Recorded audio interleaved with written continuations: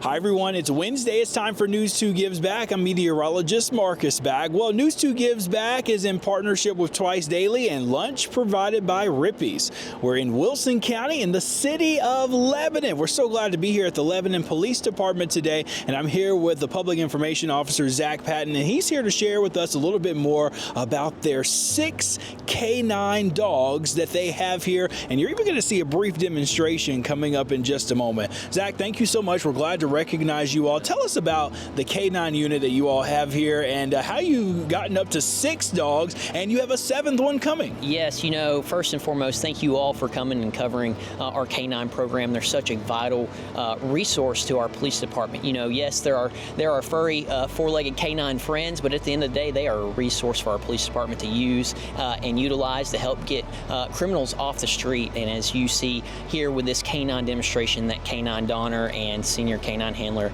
Parrish is doing right here, essentially, he's doing a test run. He's looking for narcotics, essentially, in the vehicle. So that vehicle is essentially simulating one that we would find on a traffic stop. And then K9 Donner is smelling all the smells that he can smell. So a good way to put it is a K9, a police K9, they smell, when you walk into a pizza shop, humans smell a pizza. But the K9s, they smell the individual ingredients. They smell the pepperoni, they smell the cheese, the pizza sauce, the spices, the bread. And that's what K9 Donner is doing right here. He's just sensing every little bit out. And you'll see here in just a minute, he will alert to what he believes is narcotics. And then K9 handler Parrish will reward him with his toy. So that's kind of his drive, is that toy. Once he gets done working, he wants that toy. He goes crazy over his ball, and you'll see that here in a second. He loves that ball, and that's what he's working for, is that ball. Wow, that is great. The census of a K9 dog is incredible. Like, they have some incredible, very fine-tuned. Yeah, absolutely, it really is. Tell us about what type of dog Donner is, and you were mentioning to me earlier that you have different types of dogs that serve different purposes. Like, some of them are even explosive searching type dogs. Yep, so we have 6 K9s, a 7th one on the way. We have 2 explosive K9s, and then we have 3 dual-purpose K9s that are do bite and then narcotics detection, and then we have a single, our 6th dog is just purely narcotics detection. But as we were talking about the different types of dogs, our explosive K9s, we've got two of them, K9 Ike, K9 Teddy.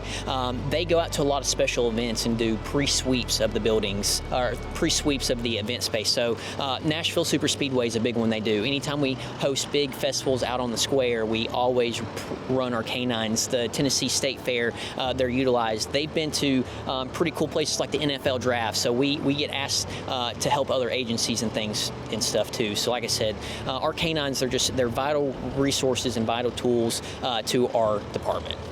And what is their role when an officer is pulling a vehicle over and a person there, and you need this K9 unit to come into play? How does that process work for you all? So, an officer can request for a K9 to come and perform an open air sniff. And then from there, if the dog alerts on the vehicle, that gives them probable cause to enter the vehicle and search for whatever narcotics the dog believes is in there.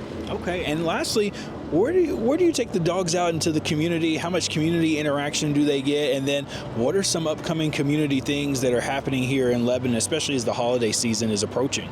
So, like I said, we have 6 dogs, but we do have to be mindful. They are a tool and they are canines, so we have to be really careful. So they do get some exposure to the community, but it is very, very little, and that's just by design, just to keep the public safe, because they are canines. You never know, they could bite, and we don't want that to happen.